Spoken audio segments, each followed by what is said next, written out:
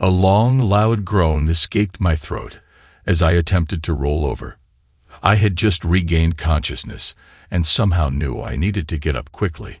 Unfortunately, my body didn't respond to the urgent commands from my foggy brain. I was confused about why I hurt so much, why I was lying face down in the dirt, creating little puffs of dust with each breath. My kidney area hurt, my head hurt, my arms felt like lead, my fingers felt crushed, and even my legs ached as much as my chest and abdomen. I had read somewhere that the human body can feel pain from multiple areas, but I'm here to say that whoever wrote that article was an idiot. With the groan, though, came a comment from somewhere in the darkness. "Hey, idiot, you awake and ready for round 2? Then came a laugh. And it wasn't a pleasant laugh. It was more of a derisive chuckle than a laugh of enjoyment. I lay there quietly and gathered my thoughts. I started with my name, Joe Thompson. That's it. That's my name. I am 35 years old and work as an accountant. I am 6 feet tall and about 210 pounds in weight. I work out 3 times a week and run a 5K twice a week as part of my workout. Sometimes I mountain bike as a break in my routine. I am married to Lisa Thompson. She is 32 years old, and we have been married for 6 years. We have no kids, but not because I don't want any. No, that is all on Lisa. She wants to experience life a little more before being tied down by kids. Now I remember that's why I'm lying on the ground breathing dust. Our home life had taken a serious nosedive over the past 6 to 8 weeks. I'm not just talking about a suspension of sex in the master bedroom here. No, it was the total package. Derisive comments about everything I did or didn't do, angry outbursts for the least little irritation, belittlement of my manhood, my skin color, my hair color and style, my parents, and all my siblings. Also, Lisa had not attempted to clean up after herself and had even refused to take her turn at cooking, something we had shared before the big freeze. Yeah, I even remember when we met and how we started dating. Suffice it to say, I really didn't want to waste time on those memories right now. Finally, having enough of the abuse and neglect of our marital duties, I had taken the day off and followed Lisa during the day. She had gone to work at her usual job as a cashier at the local supermarket. It was after her shift was over that it started to get interesting.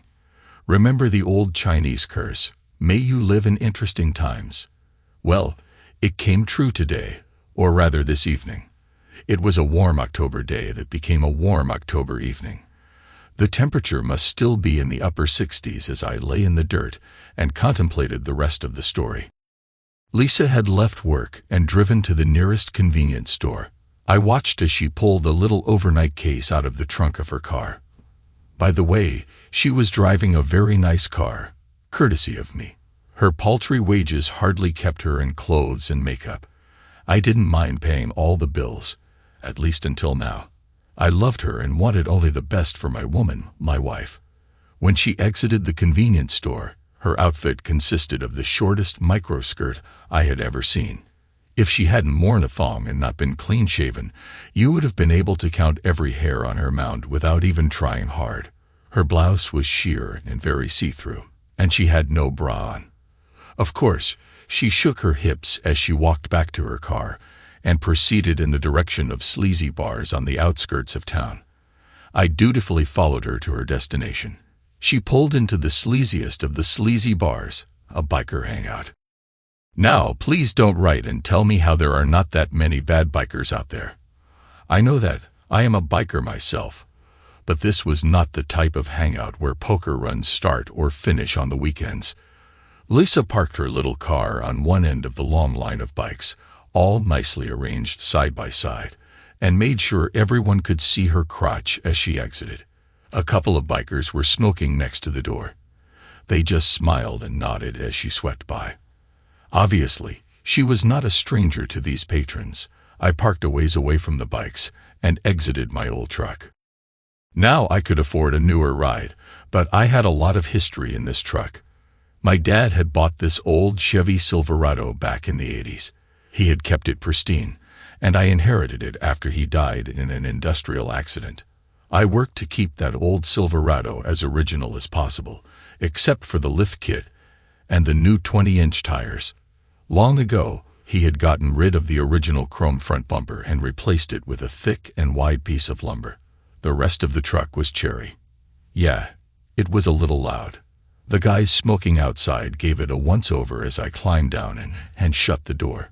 It wasn't that unusual a truck, so they went back to their conversation and another round of butts.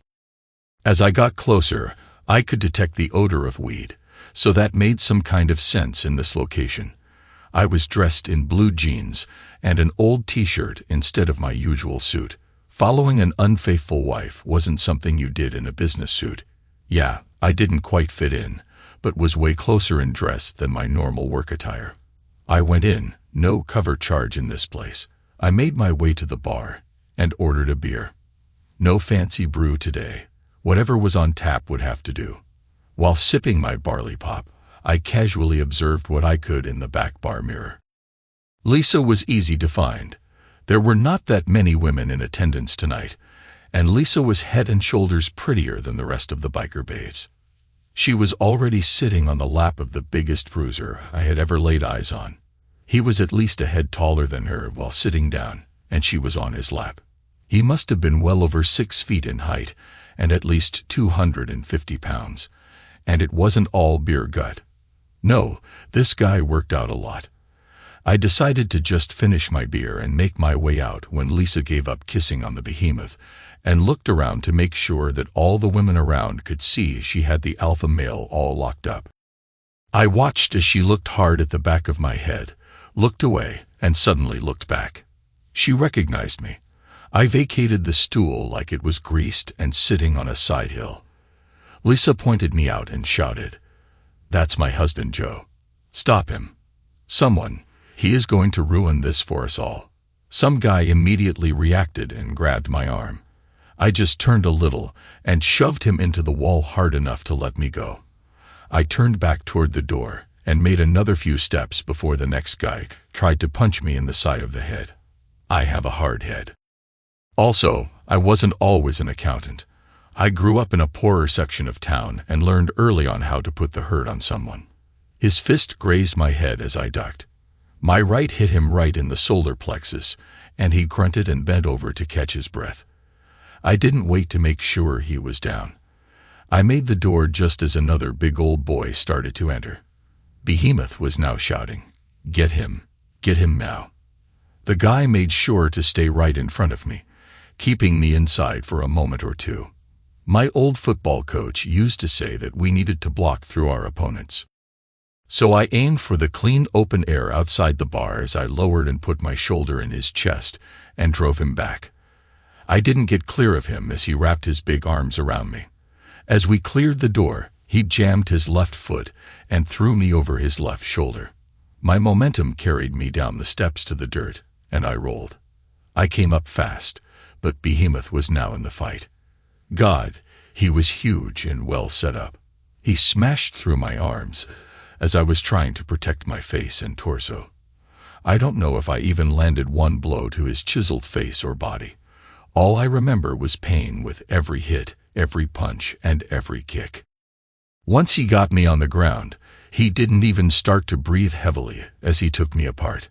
And he kept talking the whole time. Comments like, "Take this, loser, stupid idiot. Come into my place and try to make trouble. I'll screw her 3 times tonight just to show you who's boss. I'll kill her every night she comes here. And then she makes you take my sloppy seconds when she gets home." It went on until I wasn't moving. As I lost consciousness, I could hear Lisa laughing at how I looked on the ground. Behemoth told the few others to watch me and come get him if I got up. I want another piece of the little loser before I am done with him for the night. Now that I was conscious again, I needed a plan to get out of here without another beating. One eye wasn't opening, so I assumed it was blood keeping me from seeing out of it. I worked my right hand, the one that was trapped under my body when I fell, until I could get to that eye. I had been out for a while, as the blood was crusty from drying. I rubbed until my eyelids started to open. and I could see a little. My left eye seemed undamaged. Not knowing where the watchers were located, I hoped I was in a shadow and slowly started to slide toward my truck. I moved a few inches as quietly as I could and then stopped. After making sure no alarm was raised, I moved some more. I kept this up for the entire time needed to move closer to the truck. Once I was in the shadow of the bikes and Lisa's car, I shakily got up on my knees.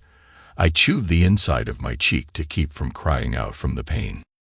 My breathing was ragged, so I assumed I had some broken ribs. It hurt to take even a shallow breath. Sharp pain was my constant reminder to take it very slow. Once I was up, I looked around. My watchers had apparently been given extra weed and booze as they were seated next to the building and not paying attention to anything around them. The Taliban would have had a field day with these idiots. I turned and looked. There was no one near my truck. Hunched over, I slowly made my way to my ride. I got the door unlocked and then opened it. Now might be the time for an alarm, as the dome light came on. It was like a beacon in the otherwise dark parking lot. I regretted jacking up the truck so high as I tried to climb up. Only the fear that I might be discovered before getting into safety made me suck it up and climb up. I settled into the seat and put the key into the ignition. With the door shut, the dome light was now off. I took a couple of calming breaths as I tried to figure out my next move. Once I cranked my ride over, the quiet would be broken and my attackers would be alerted. How do I get away? I looked out and a smile slowly came over my face. My teeth and my lips hurt, so the smile went away quickly. Right there in front of me, about 30 yards distant, was Lisa's car and the bikes, all lined up so nice and pretty. Did I have the power needed? I couldn't crawl back out and engage the hubs, so I would have to do this in two-wheel drive. This old truck didn't have the automatic hubs the new trucks had. It was time. I cranked the engine, and it caught on the first try. I dropped the transmission into low and floored it. The watchers by the door looked up, kind of bleary-eyed, as my truck launched toward the car and the bikes on the other side of it. The big old piece of timber blasted the left side of Lisa's car. The car was so light it almost came off its wheels. I know I lifted it, and it slammed into the bikes on the other side. There was a horrendous noise that brought the watchers fully alert and screaming. I powered forward until my forward progress was halted. I backed up, and luckily nothing hung up. I twisted the wheel and hit second gear as I cleared the worst of the wreckage before twisting the wheel back and hitting the rest of the bikes. This time, I had enough forward momentum to push the bikes right up against the door of the bar, which stopped the bunch trying to exit at the same time. Sadly, I couldn't punch into the building itself. I would have loved to drop the whole piece on Lisa and her lover. I backed up and spun my wheels, kicking up a cloud of dust as I exited the parking lot and headed away from town. I was hurting, and my breathing hadn't improved with the work of steering and shifting gears. I needed a hospital, but wasn't going to go to the local community hospital. No, I was headed about 50 miles west to a trauma center. For the first few miles, there was no one behind me. The two-lane highway seemed to be deserted for some odd reason. Then I could make out a couple of headlights coming up fast. There were a few more right behind the first ones. No red or blue lights, though, so the cops weren't on the prowl already. Soon they caught up. I could see the individual headlights of motorcycles. I guess I might not have gotten them all. A couple came up alongside the truck. Some pieces of chain bounced off the metal. Darn it. I don't think they could hurt the truck, but could mess up the paint. My mind quickly tried to figure out how to stop them or get away. I knew their top end was probably higher than my old truck, so outrunning them was out of the question. In desperation, I swerved over the center line and took the couple alongside me off the other side of the road. Those big bikes don't like ditches, and they both wrecked. Well, I took the left-hand ones out. A couple of others came up alongside my right side. A quick swerve, and they were herded right off the right-hand side of the road, where they also bit the dirt. I glanced and saw someone cartwheel off his bike. Couldn't happen to a nicer guy. I still had a bunch behind me, and they were dangerously close. I hoped they didn't get the idea to leap from a bike into the back of my truck bed, as that would get them too close for comfort, as if they weren't already too close. Suddenly, I slammed on my brakes and felt a small thump. I hit the gas again and didn't see any more headlights behind me. In all the movies, the bikers always pester the car driver until they win. Is it really that easy to defeat a motorcycle? When I got near Centerville and the trauma center, I again started to think hard. How do I keep Lisa from finding out where I am? She and Behemoth would first assume I would either go home to lick my wounds or go to the nearest hospital. Not finding me anywhere close, I would assume they would look further afield. If I was admitted to a regular bed in the trauma center, how do I protect myself? I thought and thought as I slowed down to a crawl. Finally, I remembered an acquaintance who had some land near Centerville.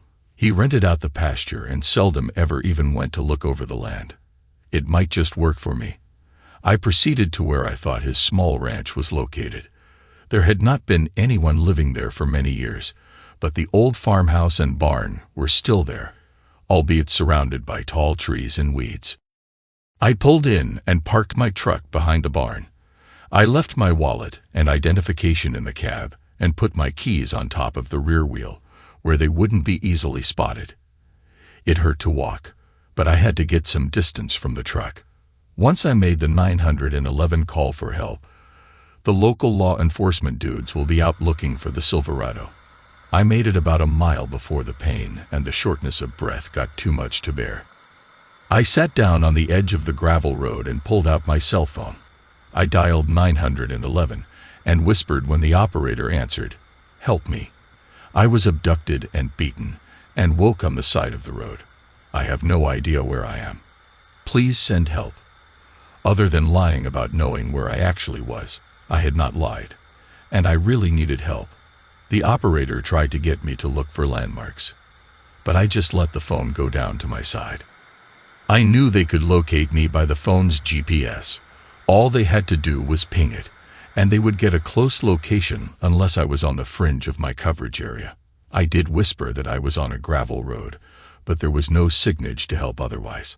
I then lay down to rest. I must have fallen asleep or lost consciousness, because the next thing I knew someone was bending over me. At first, I couldn't tell who it might be. Had Behemoth or any of his cronies found me? It was definitely a male, so it couldn't be Lisa anyhow. I had trashed her car, so unless she had another ride, figured out it couldn't be her.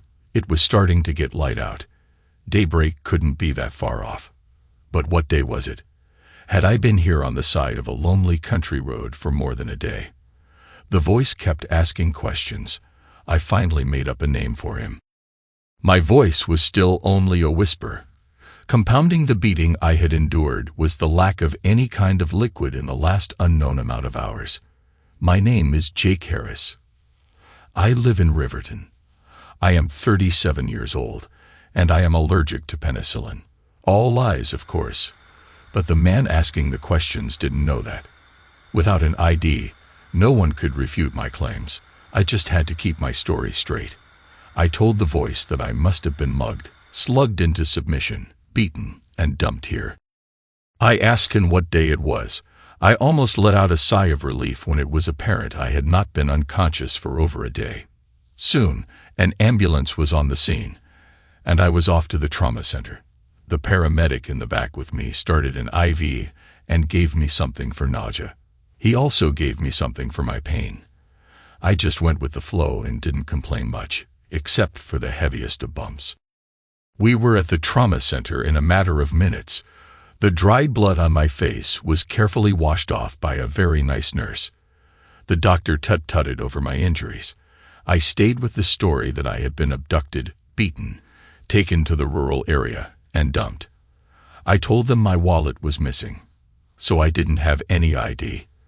I gave them a birth date that was a combination of my mom's birthday and my brother's birth year. I could easily remember that lie. The birthday would only make me 37 instead of 35, but I figured they wouldn't really care since I had been unconscious multiple times since the beating. Soon a police officer came in and questioned me. I gave him a location in a different town for the site of the abduction. There are a lot of small towns around Centerville. Crap. Now I had to make up another lie when he asked for my home address. Too many lies to keep straight, my kid Dicey. I also told him I was divorced and had no other family. Phew, that lie would be easier to keep up with. The cop then asked a weird question. Do you ride a motorcycle? That one I could easily answer without worrying about the truth. I used to many years ago, but have not owned a bike for a long time. Why do you ask? We are investigating an accident, or actually a series of accidents, that happened about 20 miles from town. 2 bike riders were killed in one accident, and 6 others have varying injuries ranging from multiple fractures to critical head injuries. Of course, none of the riders have been able to tell us what actually happened. We have detectives looking into the incident as accidents seem to be illogical. These guys are hardcore bike riders, and having accidents is not realistic. The working thought is that a rival bike gang might have caused them to crash. I shook my head. I don't even know anyone who belongs to a bike club. No one I even work with owns a bike or goes on poker runs. Any idea who might have wanted to hurt you? Nope. I am divorced and live alone. I work on a non-union construction site, and we haven't had any trouble with the union boys for a long time. I go out and drink a single beer about once a week as I have a drinking problem and can't afford to let myself get too drunk. The last time I did that, I didn't sober up for 3 or 4 weeks. It has been hell getting my reputation back. My wife remarried and is doing good as far as I know. She left me because of my drinking. I don't think her husband is jealous, as she most likely tells him about all the crappy things I used to do. The officer finally left, and the nurse came back in. The doctor wants you to stay here in the hospital tonight. He has concerns about your kidney function. There was some blood in your urine. You have some broken ribs too that need to heal. There is not much we can do about those except to give you some pain medicine so that you can still breathe adequately. I nodded and let them do their thing.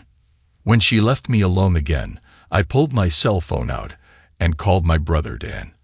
I know it's a little early, but I need some help. Dan is cool, so he took it in stride. I told him what had happened and where I was. I also gave him my fake name to use if he came to see me. What do you need right now? He had always liked Lisa but didn't question me or give me any crap. That might happen later, but not right now. I need my stuff from the house. If you would arrange for a mover to not ask questions and not let that woman interfere, then my things could be moved to a storage facility. Can you arrange all that? He had no problem with that. Since we had come from a hard-knock neighborhood, he knew some guys who knew some other guys who were used to people moving to new digs on a moment's notice. I texted him a list of what I wanted from the house. I also didn't care if they had to force the door. My next call was to a realtor. He was also an old friend from the hood. Mike, I need a fast favor. No problem, Joe. What's up? Lisa is cheating on me with a dirtbag biker. I don't know his name, but he hangs out at Tony's out on the edge of town. I don't care right now about that, so he can wait until later. Today, I need to list my house on the market and sell it as fast as possible so that Lisa can't move the a-hole into my place. I had purchased the house just after we got married. Lisa's credit rating hurt our chances for owning a house, so the mortgage and the title were in my name only. I had always intended to get her name on the title, but had procrastinated about that. Maybe my subconscious had known something like this might happen to our marriage. Yeah, I know she was entitled to at least half of everything, but we hadn't gone to court yet, so I was going to make her life as complicated as possible. Okay, Joe, I understand, but what happens if Lisa is at the house when I come by to do my market assessment and put up the sign?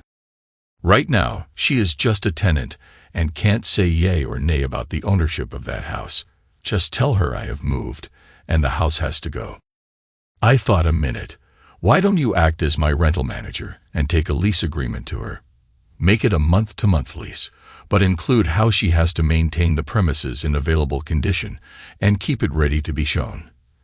Tell her she has to sign it, or she will be evicted.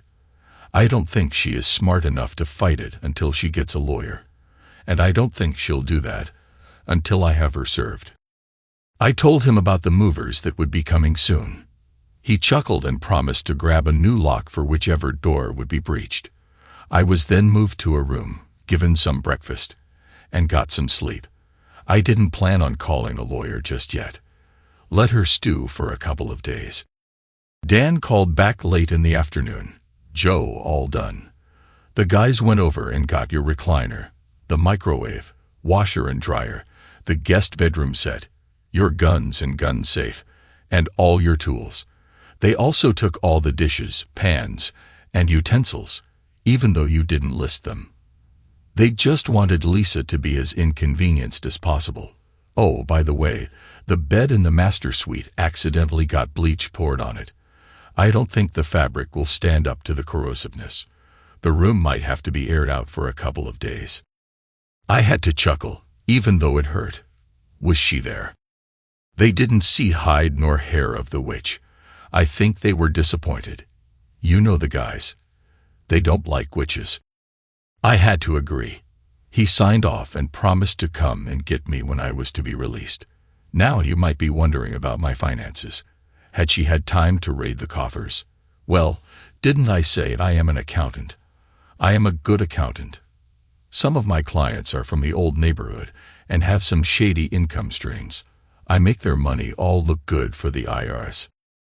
I also only let Lisa have access to her money, and to a joint account I put money in on a regular basis. She couldn't touch the savings or investment accounts. Yeah, again, I would have to share with her, but not until a judge ruled. Right now, she just had her wages for her cashier job to rely on, unless Behemoth was paying her way. I checked the account balances. She had withdrawn all of the available cash from the joint account. No problem. I still had my own account where my pay was deposited. It wasn't even in the same bank as the joint account. About 6 in the evening, Mike called me back. I didn't know he had no love for Lisa until he reported, "Joe, your wife is a little miffed. She was there when I came by late this afternoon." Apparently, the front door was standing wide open when she came back to the house, and stuff was missing, as she put it. She was pleasant to me until I pulled out the new lock and started to replace the damaged one on the door. She got a little pawed when I put the key in a box on the door itself and secured it. By the way, you need a new front door.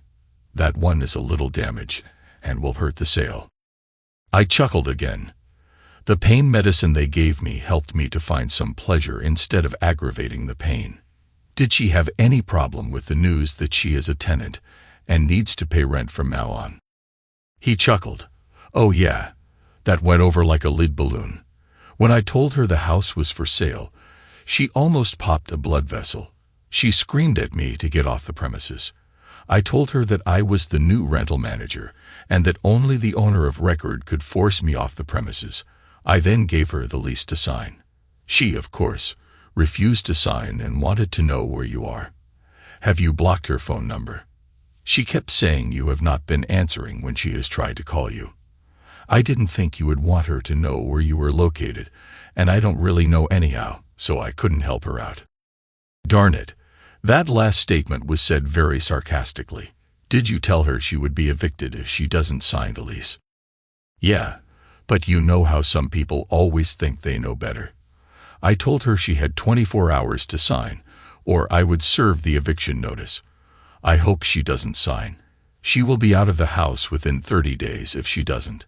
I know a couple of sheriff's deputies that hate cheating wives, and they will be glad to help her move out, even if it is just to the curb. After he hung up, I checked my phone.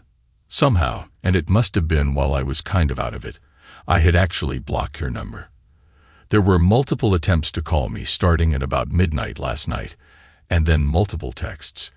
Instead of deleting them, I decided to keep them in case my future divorce attorney needed to see them and hear the voice messages. I slept pretty good that night. Of course, it might have been the pain medication, but I wanted to believe that making Lisa a little upset was a better sleep aid than the pain stuff. The next morning, the doctor finally came around. I was being released. My kidney function was better, and my breathing was okay. But I wasn't going to go out running for some time. The doctor was very adamant about that little fact. I had to promise to take care of myself and not get abducted again. When Dan got to the hospital, I had corrected my name for admissions and had called the office and had them give the poor girl the insurance information since I still didn't have my wallet. Dan took me to my truck, and soon we were on the way back to our hometown. I certainly wasn't going to say my home, as I was now homeless. When I got into town, I checked in with work. To say the least, my boss was livid as I had gone incognito for days. He quieted down when I told him I had been abducted and beaten and left on the road's edge to die. He also questioned who might have wanted to hurt me. He also told me that Lisa was trying to find me. I don't think he liked my chuckle as I told him she could go to hell. I think he had desires in his heart to have sex with the witch. He could have her if his wife would agree, for all I cared. I made arrangements to take a couple of extra days off to look into my shelter needs. It was a slow time, as quarterly reports had just been finalized and tax season was still a ways off. I quickly found an apartment near work. Our local economy was doing poorly right then, so housing wasn't hard to find. I signed a year lease and paid the necessary deposits to get the electricity and natural gas in my name. I also called the cell phone company and made my plan month to month and arranged to have Lisa shut off in a couple of days. That would give me time to let her know she was on her own. After that, I went to the furniture rental company and picked out a couch, a bedroom set, and then went and bought some pots, pans, dishes, and utensils. Yeah, I know Dan's friends had taken all that. I planned on giving them back to Lisa if she asked. I called Dan and set up a time for the guys to bring my stuff over. I then sat in my new domicile and dialed my soon-to-be ex-wife. Surprise! She answered on the first ring. "Hello, is that you, Joe?" "Unless someone stole my phone, of course it is." "Why do you have to be insulting? Where are you? And why haven't you been home? Are you stupid or what? I stop at a bar to have a beer and see you with your new lover. I didn't even try to confront you. There was no need. After the way you have been treating me the past couple of months, it was obvious you have found someone new, and I was just the convenient bill payer. I tried to get up and leave, but you had to decide I needed to be stopped. Your boyfriend beat me down and stomped me while you stood and laughed. I had to crawl away and ended up in a hospital for a couple of days, wondering if my ribs or my kidneys were going to survive your boyfriend's attack. And you actually ask why I have not been back to the house. Are you seriously deranged? Why would I put myself anywhere near you so your new man can beat me again? Do you want to see me dead?" She started to blubber some inanity, but I carried on. I hoped she was recording this. "That's it, isn't it? You get me killed. Come up with some kind of explanation. Maybe that I was jealous of your innocent relationship with the a-hole, and then you get everything. The house, my money, my pension, and my life insurance. Bravo. Too bad I thwarted your plan." She actually started to cry. "I need you to come home. Everything has gone wrong. The house is up for sale. There is stuff missing. I think someone broke in before I could get home and stole things." "Yeah, someone I know broke in and took my things along with some stuff to help me set up my new place. I will be fully set up tomorrow sometime. Sucks to be you, but I will bet your new man will be supportive and help out." "How could you be so cruel to me? That man, that realtor told me I had to start paying rent. Why do I have to pay rent on our home? This is so wrong. What happened to us?" I had to snort. Yes, actually snort over the phone. What happened to us? Are you really that dumb and clueless? Or do you think I am dumb and brain dead? I think you should look in the mirror for your answer. You decided to treat me like crap and start a new relationship with the behemoth before leaving me. You spend my money on skimpy new clothes and go bar hopping with him. Obviously, that night wasn't the first night you were there with him. as everyone seemed to know who you were and who you belonged to. Then you stood and laughed as he beat me half to death. If I had made any real noise when I woke up, he was going to finish the job. That I have no doubt. So kiss my butt. You are now a renter, and Mike is the landlord. Do not talk to me about the rent. Just pay it, or get out. But I need some money. There isn't any left in the checking account. There won't be any either. I will continue to pay the utilities until the house sells. You pay the rent on your pay. You have a job. Quit buying makeup and clothes for a while. You have enough to get by on. Or better yet, get Behemoth to pay your way. But you are my husband. You were supposed to take care of me. Yeah, and as my wife, you were supposed to cheer when your lover and his gang beat me up. Guess we both lose, huh? What do I do for a car? My car was totaled, and I need some way to get to work. Call your boyfriend. You can ride on the back of his bike. You are already used to straddling something he owns. He's in the hospital with a head injury and multiple broken bones. He was chasing you when you hit the brakes. He slammed hard and flew a few meters and landed on his head. He has multiple bones fractured. Karma, I guess. Too bad he didn't die. Tell him that I will be looking out for him. If I see him before he sees me, I will avoid him. Otherwise, I will be carrying my gun and will shoot instead of talking. The butts just kept coming. Finally, I told her to eat crap and die and hung up. Her number was still blocked, so I didn't have to shut off my phone. I tried to sleep. Honestly, I really did, but I had no bed, and it hurt too much to lay on the floor. I finally left the apartment and went to the nearest decent motel and checked in for the night just so I could sleep in a real bed. In the morning, it took all I could muster to get up. God, I hope I healed quickly. I wonder if prize fighters feel this bad after going 10 rounds with someone just as good or better than they are. I had a quick breakfast and then went back to the apartment. Soon, Dan's guys had my stuff unloaded and set up. I gave them each an extra $100 bill for their trouble. After that, the rental place came and brought the couch and other stuff. I gave them a tip also. I was going to have to hit the bank again for walking around money. I tried to keep a couple of thousand in ready cash stashed somewhere easy to get to. After all, I am not pure as the driven snow. Someone somewhere might decide that my accounting practices for my select friends might be just a shade illegal, so I have my go bag set up and ready to go. And yes, to your question, it is not in my former house. I sat down in my familiar recliner to contemplate my near future. Should I disappear for a while or stick around and work and act like nothing is going on? When should I pull the trigger and divorce my cheating 304 of a wife? Should I make her dangle on for a while? Should I act like we are getting back together and then dump her? Nah, the last was a non-starter. She would just continue with Behemoth or his replacement. I might make her dangle on until she got smart enough to get a lawyer. In our state, the outcome of a divorce wasn't based on why the dissolution was filed.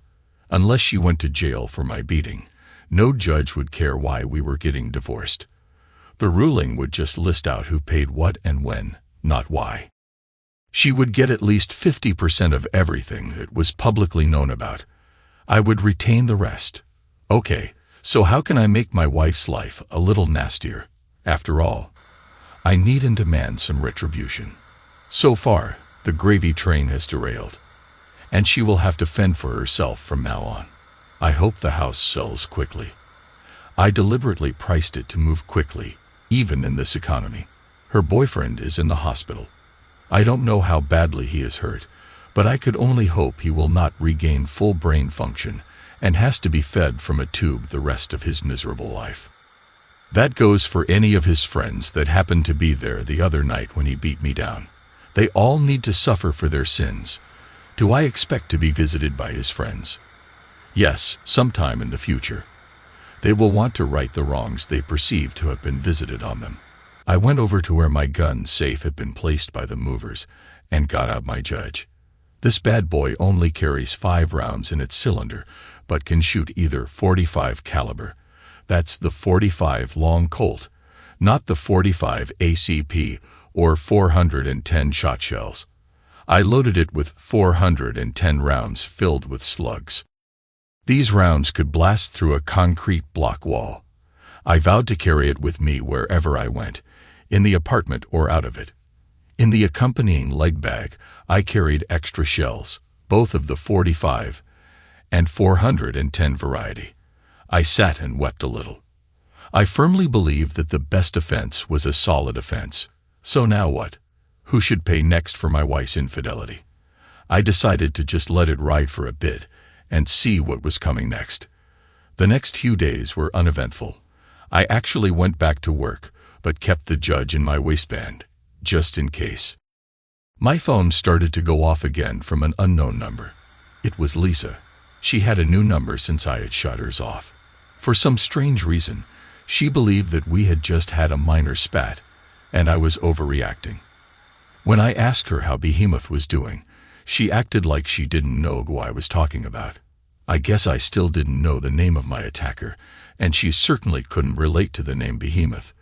Finally, I asked her about her biker buddy, and she replied, "Steve is doing better, but he might not ever walk or ride a motorcycle again."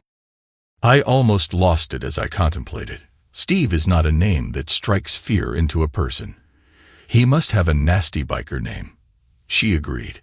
His biker name is Grizzly. Now that was a name I could respect.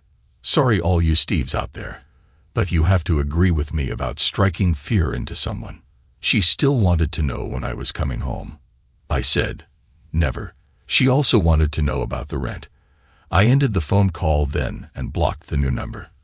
A couple of days later, a motorcycle tried to follow me to my apartment from work. He was hard to ignore as he looked very out of place with his leathers, beard, and long hair in a traditional business area. I made sure to drive the opposite direction before losing him in heavy traffic. Unfortunately, I left a few irate drivers in my wake as I cut across 3 lanes of traffic to take a right, leaving the biker in the abandoned stack-up lane before heading back the other direction to my apartment. I made sure the judge was ready to lower his gavel on anyone who might successfully follow me to my new home. The next day, a different biker, just as stupidly dressed to make sure he stood out in a crowd, tried to follow me. After a moment's thought, I led him to Lisa's house. I had no idea if she was home since her car was in the junkyard, but I counted on most of Behemoth's friends, not knowing where she lived and assuming this was my home base. I parked in the driveway and stayed in the truck until the biker drove by nonchalantly.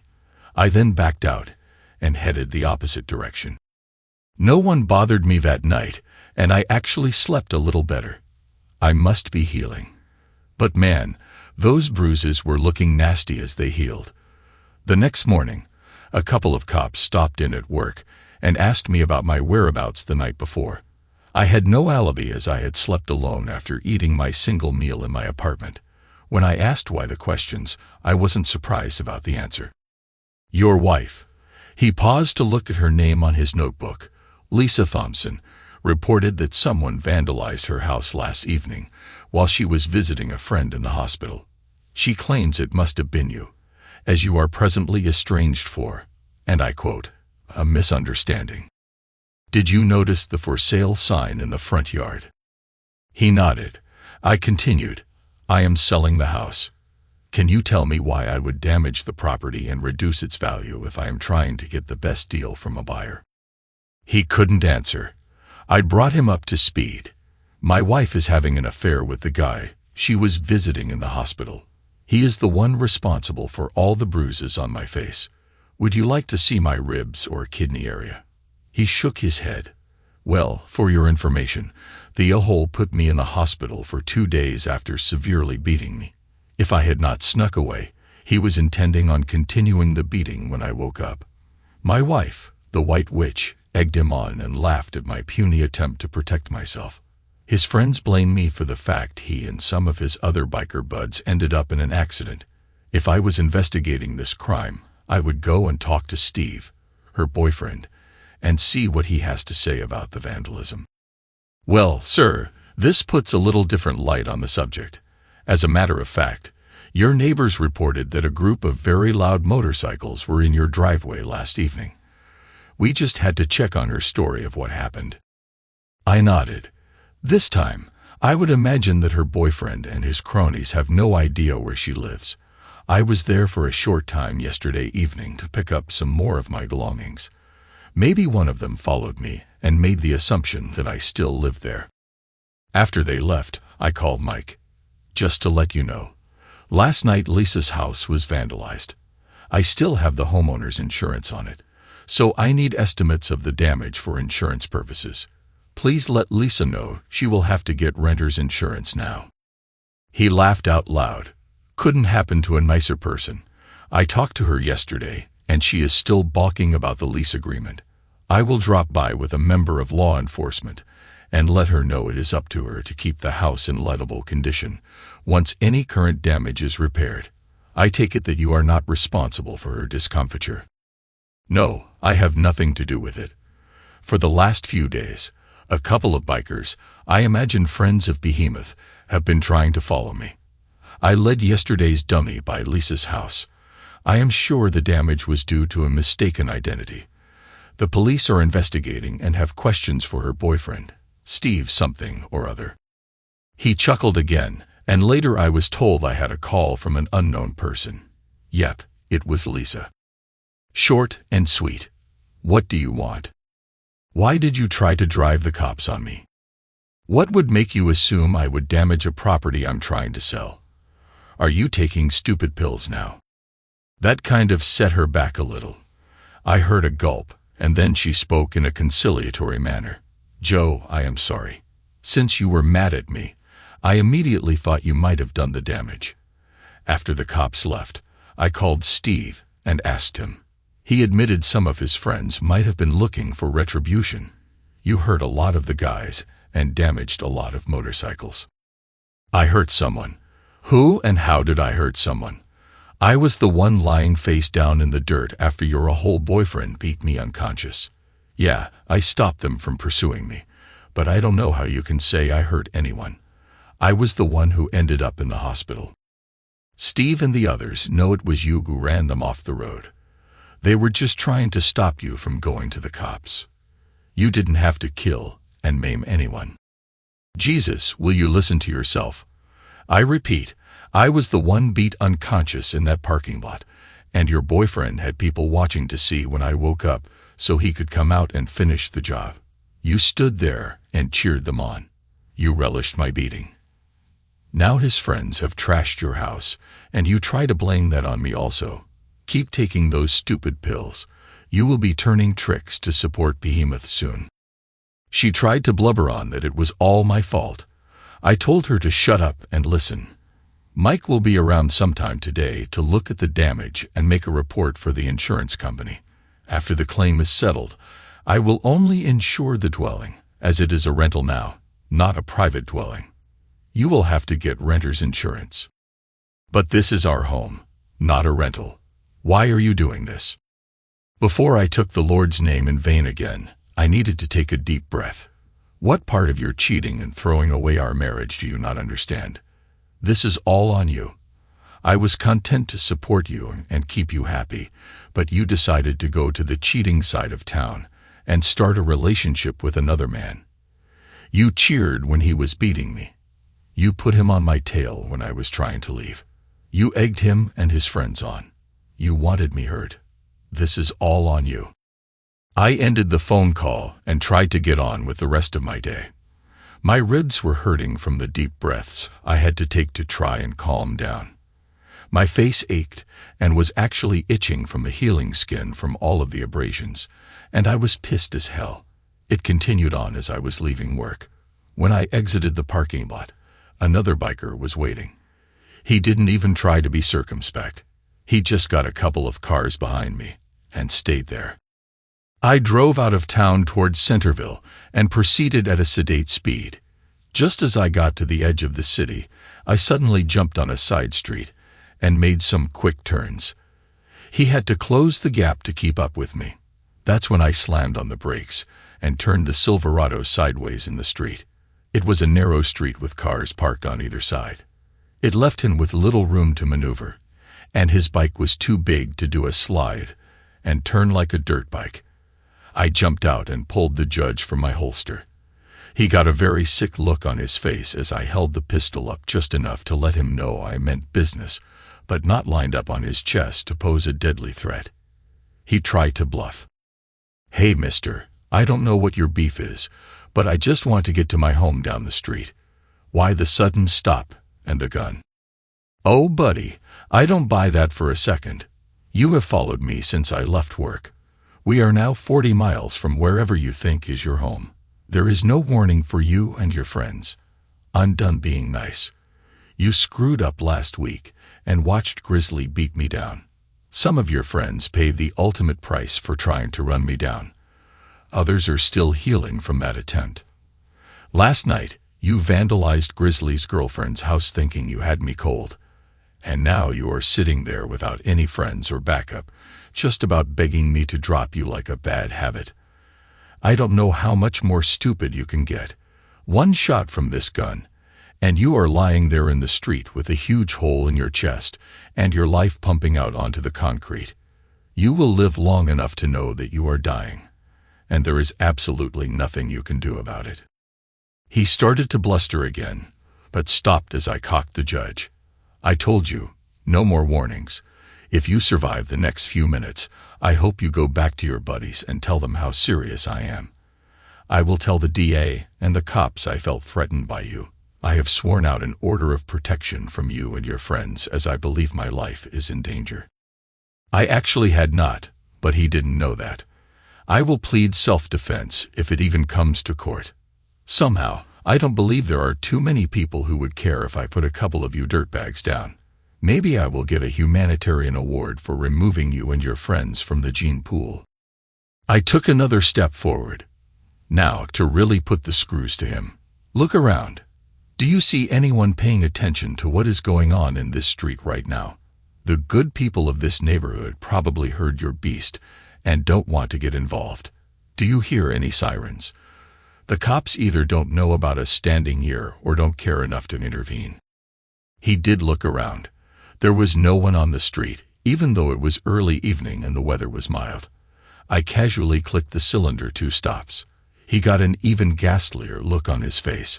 I was only 5 or 6 feet away from him when I pulled the judge up and shot out his headlight with a 410 shell with birdshot in it. There was no penetration through the headlight assembly, and I was too close for the pattern to spread enough to hit him. I do think he crapped his pants, though. Now I would get this piece of turd turned around and headed home. Darkness is coming quick, and you have no headlight. I might be following you, and somehow I don't think you would fare well in a collision in the dark. He nodded and did the multi-turn it took to get his ride pointed in the other direction, and took off like a scalded dog. I waited until he turned the corner before going back to the truck and heading toward the downtown area for a bit before heading on home. I did keep a close eye on traffic, as Biker Dude may have called his buddies and told them where to find me. I got back to my apartment and parked the truck out behind the building, as I always did, before carefully making my way in. I had replaced the empty cartridge with another 410 shell, but this one had slugs. No more Mr. Nice Guy. The rest of my evening and night were uneventful. I wish I could say that it stayed that way, and that some kind of common sense reigned in the bike world, but the truce only lasted a month or so until Stevie Boy got out of the hospital. That fateful night started out with me again checking my mirror, often as I drove a meandering way to my apartment. I couldn't see anyone following me, so I relaxed a little and headed to my new home. I parked behind the building as usual, and was soon eating my previously frozen meal while watching some evening football. It was getting late in the season, so there wouldn't be many night games during the week. Soon the game was just getting over, and I was contemplating the softness of my bed when there was a sudden banging on my apartment door. The accompanying tirade that was only slightly muffled let me know Steve now knew where I lived. I turned on the video recorder on my phone and then called 911.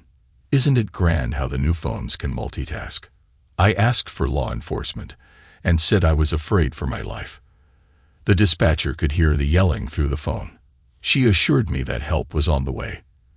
At first, I contemplated opening the door and letting Behemoth in, but decided that might look like enticement to the police. I decided to wait for him to break the flimsy door down. I was standing with the judge up and ready, with the hammer cocked, when the door finally popped open with such force that one hinge was pulled from the frame.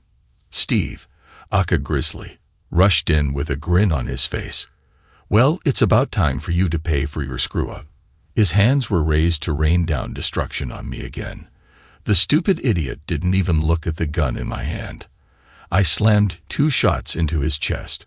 I don't know what else he was going to say, but his hands dropped to his chest, and he got a strange, wondering look on his face. His momentum kept him coming at me. I sidestepped him and looked at the door. A couple of his biker friends were coming in, I suppose to help kill me with their bare hands. I didn't let them get the chance. They each received a single shot, center mass. They went down. Those slugs have very good stopping power. I just wish that it was like the movies and their bodies would have been slammed against the doorway. But they just dropped and started groaning and begging for help.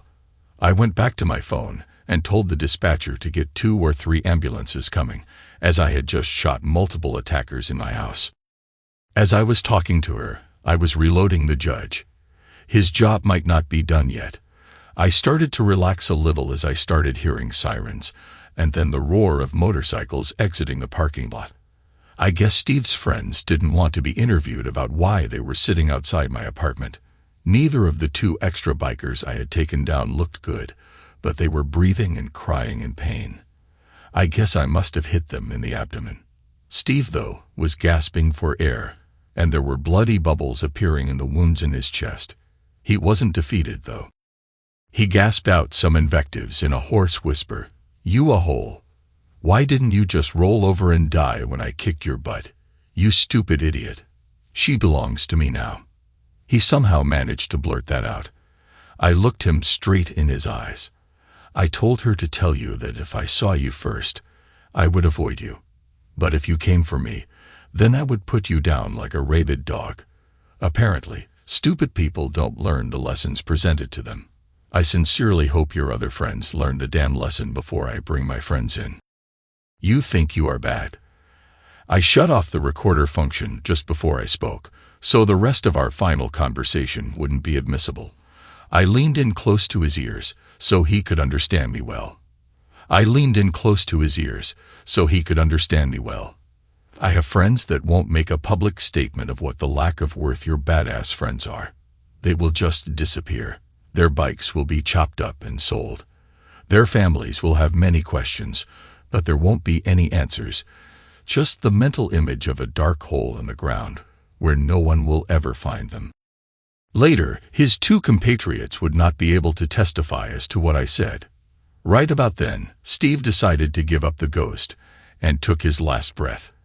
I can't really say if he understood what I told him, but I was prepared to repeat the lesson if needed. The cops arrived, and I made sure they understood I posed no threat by kneeling on the floor with the judge open and the shelves exposed on the floor in front of me. I had my hands behind my head, but my eyes were still on the 2 lying on the floor in case they suddenly got brave. The first cop held his gun on us all while I was handcuffed. Then the other 2 were cuffed, even though they posed no threat right then. I guess everyone is a suspect until it is all sorted out. A quick search by one of the cops revealed knives and pistols being carried by both bikers. Even Behemoth was armed with a pistol and brass knuckles when they examined his body. The boys from the ambulances were soon on the scene and took the 2 bikers out post-haste as they were starting to look a little gray in the face. The 2 next arriving cops rode with them to Centerville to the trauma center. Man, I was responsible for a lot of business there these past few months since this had all started. The cops interviewed me on the scene after reading my rights. I had them call an attorney that I knew and then gave them my statement. I held nothing back this time. They grabbed my phone and also radioed the dispatcher to timestamp the recording of the 911 call for review as evidence. On my phone were also selfies of some of my injuries from the beating Behemoth had laid on me, along with all those messages and phone calls from my wife. I figured the DA would have a field day with them all. They took me to the station and booked me on manslaughter, use of a firearm in the city limits, and aggravated assault. The detective that re-interviewed me told me that additional charges might be leveled at me before it was all done. Then my new attorney showed up, and the questions ceased for a while. The next morning, I was let out on my own recognizance as the papers and news teams had gotten hold of the story and painted it as a man who was being persecuted by bad actors and had finally put a stop to it. The DA was getting more than a few phone calls demanding that I be released, and he apparently agreed. I was told, though, that charges were still hanging over my head and that all my guns had been taken into evidence until everything was settled. I wasn't too worried. I had friends who would rearm me in a moment. The DA did let me know that Lisa was singing a different tune than the story I had sworn to. It appears that, according to her, Steve had sought me out to ask me to become his accountant, and that he wanted to let bygones be bygones. I had to laugh at that. What a fairy tale. The DA told me that the recordings told a different story, and hoped that the violence would now die down a little. I just nodded at him as I left the police station. Lisa met me at the door as I exited. "You butcher, how dare you kill my man? He was just coming to try and bury the hatchet, not pose any threat to you. And you shoot him in cold blood." She tried to hit me, but a couple of cops were just coming up to the door and soon had her in cuffs. My attorney told them to press charges for domestic assault, and they hustled her into the headquarters. I think she is still taking those stupid pills. Hopefully, the DA will play the recording to her of the break-in and assault on me, and maybe she would then shut up. Somehow, I doubted it. I couldn't go back to my apartment as it was still a crime scene, so Dan came and took me to his house. It was time to end this whole farce. First, my new attorney took down all the information needed to file for divorce from Lisa. Then he left, and Dan and I had a little council of war. Steve's friends needed to see the error of their ways, and my old friends were the ones to deliver the message. First order of business, the owner of Tony's, the bar where this all started, suddenly sold out to a consortium of investors. The place was to be shuttered and then remodeled. I heard the theme was to be a place for kids to have birthday parties. The bikers would have to find another location to meet and drink, and whatever else they were involved in. Before Tony's had its final day of business, a couple of other men, very hard men who didn't hide the fact they carried very big and nasty weapons, came into the bar and sat down at one of the tables being used as the clearinghouse for the bike club. I heard later that each and every man at the table came away with the understanding that any further retribution coming my way would be viewed unfavorably by my friends. A couple of names were dropped, actually old friends and business associates that did not have the best of reputations. I believe the message was received very loud and clear. It took a few weeks, but the charges were dropped. Lisa tried to make a stink, but the DA let her know that lying to the police was a felony. So she finally admitted that Stevie Boy was not looking to engage my services, but was intent on making me pay for hurting his friends. She was unrepentant. I guess she really believed she loved him, and that he loved her. It cost me half of my known assets to get her out of my life, but it was worth it. But let me repeat, only my known assets. A little birdie told me that a very nasty woman paid her a visit after the final hearing, and she decided to move away far enough that we wouldn't run into each other. My friend told me that it took a little persuasion to make her understand what needed to be done. My wife actually wanted to sue me again for hiding my assets, but the visit made her realize that money was not worth it. I don't know what was actually said and how it was said, but whatever the message, she received it loud and clear. The house was repaired quickly while Lisa still lived there. I went ahead and paid for some upgrades that the contractor assured me would pay back in increased value. Oh yes, she did pay the rent demanded. I guess she decided that I meant what I said after Steve paid the ultimate price. Soon after the final decree and Lisa moving away, the house sold. I made sure to deposit half of the profit in her account. That was my only known asset, if I must add. And yes, I got my guns back, but with the admonishment by the police that they were watching me. I just smiled and nodded as I reloaded the judge. Despite my unnamed friend's warnings to the bike club, I was prepared for someone to try to take me out. Some people never learn the lessons presented to them. I still work at the same accounting office and still have some of my old friends from the hood as clients. My boss loves the money I'm bringing in, so he doesn't say much about them. I also still have my go bag in a hidden spot, just in case it becomes a little warm around here, especially after having had to kill one attacker and wound a couple of others. Nothing like something like that to keep a couple of sharp cops watching out and adding little clues and pieces of evidence until the dots connect. Recently, my boss sent me to Baja, Mexico. A new client needs our help to figure out a way to make his narco money into real business money. The guy is nice, but for some odd reason, keeps asking me if I like stew. And finally, am I dating again? Once in a while, I will actually have a real date with a real woman. Mostly, I have a couple of friends with benefits, but the real love of my life are the 2 new German Shepherd puppies that have entered my life. If you wake up to 2 little puppies wagging their tails and showering you with kisses, for sure your life is good. Thanks to everyone who took the time to listen to today's stories. If you enjoyed it, please consider liking and subscribing if you haven't already. Feel free to share your thoughts on the events in the comments below. Take care.